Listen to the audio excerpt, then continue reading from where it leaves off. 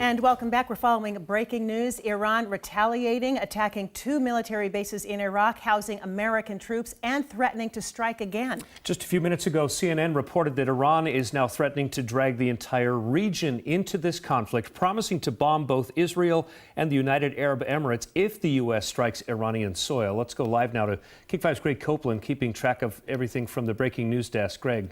Obviously, a lot has transpired in a very short amount of time here. Let's get you kind of up to speed about where we are talking about. I'm going to show you one of the maps we have here. This is Baghdad right here. This is Al-Asad Air Base. That is the largest base that we had during Operation Iraqi Freedom, to give you an idea of the importance of that. The other area that was attacked is up here in Erbil. Those two areas, at this point, there are reporters on the ground talking about possible casualties and damage. NBC News has not confirmed any casualties at this point. Now, you made reference to a possibility of a third wave of attacks, if you will. We have been hearing from NBC that fighter jets have launched from Iran and are now in Iraqi airspace.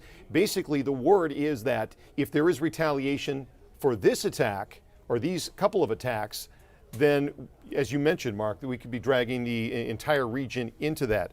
At this point, we just kind of have to wait and see what happens. This, of course, all goes back to 4 days ago, January 3rd, when the drone attack of the top general in Iran, Qasem Soleimani, this is reported to be obviously tied to that. So this retaliation for that. The big question now is, are we square? Is this even, or is it going to be ramped up? And if it does, where does it end? And does that, I mean, that's how wars begin. So at this point right now, we're waiting to hear from the White House about what the next steps might be, if anything. We'll keep you posted as we get more information.